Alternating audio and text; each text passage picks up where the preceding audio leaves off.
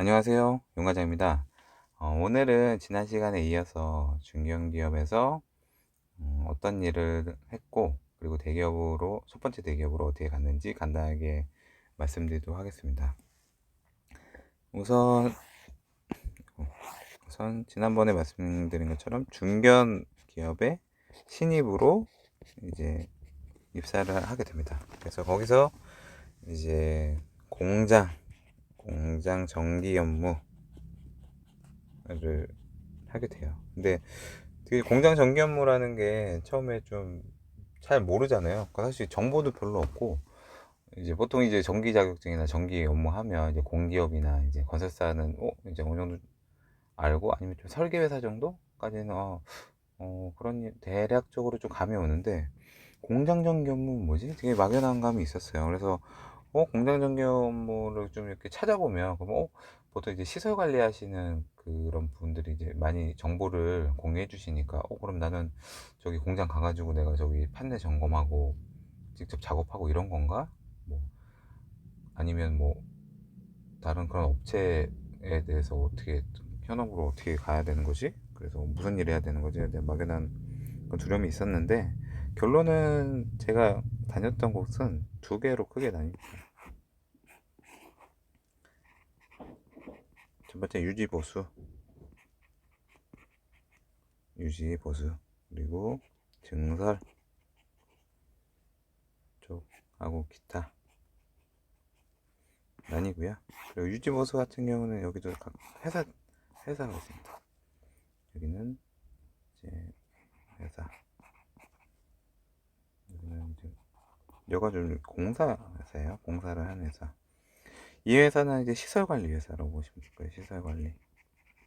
그래서 공장에 많은 설비들이 있거든요. 전기, 기계, 뭐 소방도 필요하고, 이제 기타 이제 환경도 있고. 그래서 그런 설비들을 관리하는 회사가 있습니다. 그래서 이 회사는 1년 단위로 계약을 맺기도 하고, 보통 이제 지정이 돼서, 지정이라고 하면 그 기존 모체와 이제 특별한 이유에 있어서 이제 계약 관계에 있는 업체들인 경우가 많이 있거든요. 그래서 이런 회사들과 이제 계약을 맺고, 이제 여기 직원분들이 이제 흔히 말하는 이제 직접 관리를 하시는 거예요. 그래서 24시간 교대 근무도 해주시고, 이제 전기 같은 경우는 전력 설비 이제 현장 패트롤도 도시고, 이제 관제센터에서 각각 해당 설비에 대해서 모니터링도 해주시고, 그래서 특이사항이 있으면 바로 저희 쪽에 알려주시고, 이제 간단한 작업들 정도는 직접 수행해 주시고, 이런 회사가 있는데, 그 회사를 관리한다고 보시면 돼요.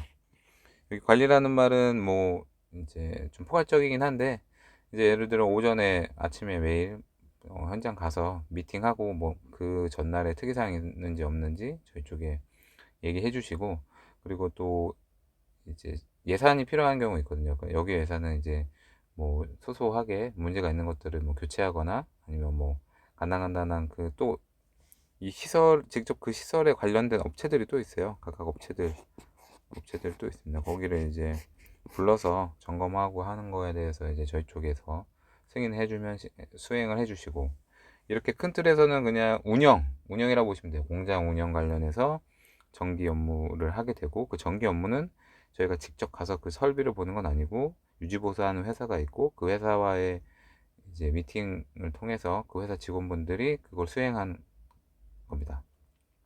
그 다른 쪽 증설 기타는 이제 말 그대로 이 유지보수 수준이 아니라, 실제로 공장에 새로운 장비가 다수 들어오던가, 아니면 이제 전력 설비들도 이제 노후가 되면 이제 대교체를 해줘야 돼요. 뭐 기준에 의해서 10년에 한 번, 15년에 한 번씩 이제 교체를 하기도 해야 되고, 이제 정밀적으로 오버를 하기도 해야 됩니다. 그래서 이거는 이제 유지보수 회사에서 할 수 없는 거고, 이제 각각 이제 공사를 할 수 있는 회사나 아니면 해당 장비 업체들이 그 부분을 수행을 해야 되거든요. 그래서 그 건에 대해서 같이 이제 수행을 하는 업무가 두 번째 메인 업무라고 보시면 될 것 같아요. 그래서 이 비중은 사실 증설이나 금액 같은 경우는 이제 증설이나 이쪽이 좀 많이 있거든요. 그래서 그쪽에 비중이 클 때는 이쪽 위주로 해서 업무가 바빠지기도 하고, 어떨 때는 유지보수 관련해서 업무가 바빠지기도 합니다. 그래서 그런 부분은 이제 왔다 갔다 하는데, 이제 우선 공사 같은 경우는 이제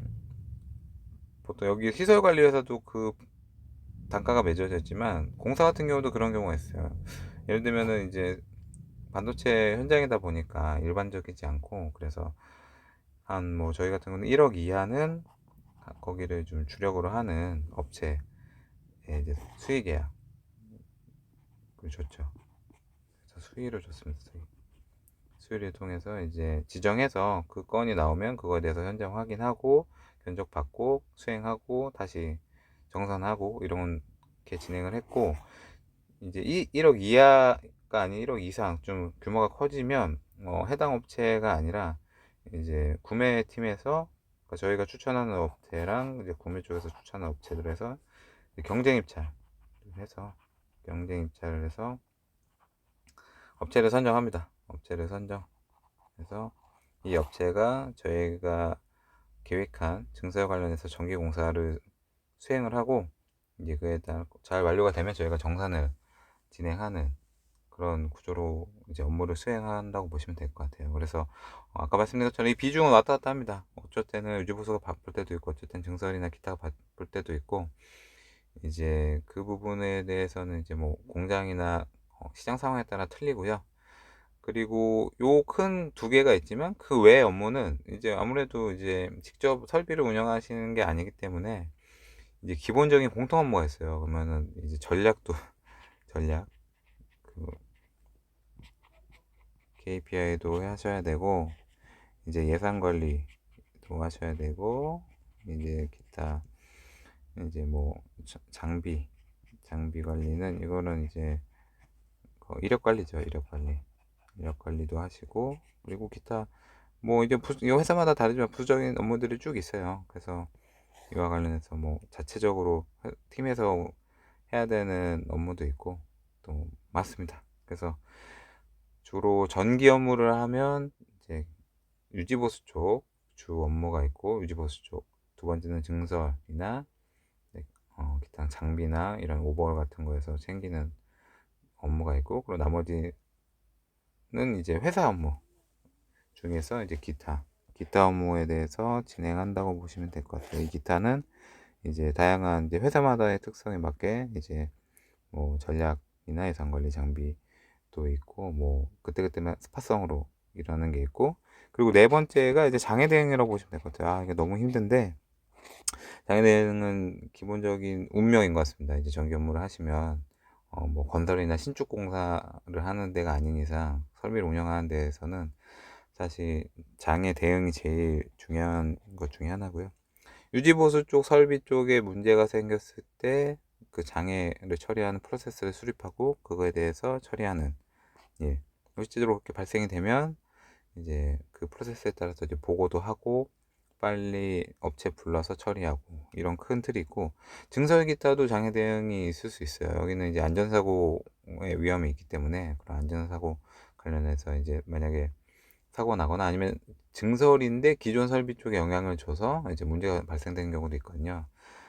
그런 부분에 대해서 이제 자기가 났을 때 어떻게 대응할 건지. 그래서 운영의 묘미라고 하시는 분도 있어요. 그래서 이게, 하지만 그게 굉장한 스트레스일 수도 있고, 요건 이제 선택의 문제인 것 같습니다. 이제 전기 관련 업무가 인원이 적고 이제 확실하게 자리 잡으면 오래 갈 수 있는 직종은 확실하거든요. 그래서 그거에 따른 기본적인 대가는 좀 그렇고, 기본적으로 안고 가야 되는 부분이 이제 장애 났을 때 대응해서 신속하게 처리하는 거, 사고가 나지 않도록. 결국 공장도 사실 공장 자체에 의미가 있는 게 아니라 어떤 제품을 만드는 일환으로 이제 전기가 들어가는 거잖아요. 그러니까 이런 전기에 문제가 생겨서 그런 제품 생산에 문제가 있는 거는 이제 안 되니까 당연히 이런 신속하게 처리할 수 있는 장애 부분에 대해서는 챙기는 게 맞고요. 그래서 그런 부분에 대해서는 좀 알고 이제 가시는 게 좋을 것 같습니다.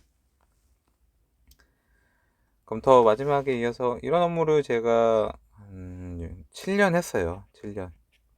여기 반도체 회사에서 7년 근무를 했었고, 그래서 근데 아시는 것처럼 반도체 하면은 이제 생각나시는 게 S나 H사밖에 없으시잖아요. 그게 이유가 사업이 좀 지지부진했어요. 저 다닐 때는. 그래서 그때 순환근무라는 것도 해보고, 순환근무는 이제 2주 쉬고 2주 나오고, 이제 무급 유급이라서, 이제 결혼을 했는데, 이제 애기도 낳고 했는데, 이제 순환근무에서 이제 월급이 쪼그라들었죠. 월급이 적고. 그래서 그런 어려움도 있었고, 그리고 좀 장래, 이런 것들이 이제 회사의 비전이 좀, 아, 좋지 않다라고 해서, 이제 대기업을 좀 가고 싶다. 대기업. 예, 특히 순환근무가 컸습니다, 이게. 순환근무에서 이제 월급이 반토막 난 게 컸었고, 그래서 안정적인 대기업 월급 많이 주는 데로 가고 싶다라고 해서 준비를 하게 되고요. 그래서, 그 준비를 통해서 이제 대기업으로 가게 됐습니다. 그래서, 그건 좀 다음에 좀 자세히 말씀드릴게요. 시간이 너무 길어져서. 대기업에서 이제 가게 된 이유는, 조건이 좋아지지 않고 미래가 없었다. 그래서 이 전기 관련 업무를 통해서 첫 이직을 준비해보자 라고 마음을 먹었고, 그 이직은 어떻게 했는지는 다음번에 다시 말씀드리도록 하겠습니다. 오늘도 이렇게 재미없는 이야기지만 들어주셔서 감사하고요. 다시 좀 말씀드리면, 인터넷에 이제 뭐 시설 관리에 대한 정보는 많은데, 대졸로 이제 전기 관련 제조업이나 공장, 그런 데서 어떻게 일하는지에 대한 정보는 별로 없어서 저의 경험을 좀 공유 드리는 게 목적이고요. 그래서 지금 두서가 없어요. 두서 없이 이렇게 하더라도 좀 이해해 주시고요. 그리고 궁금한 거 있으시면 댓글로 달아주시면 제가 성심성의껏 이제 제가 아는 선에서 답변을 달아드리도록 하겠습니다. 네. 오늘도 행복하시고요. 다음에 또 뵙겠습니다. 감사합니다.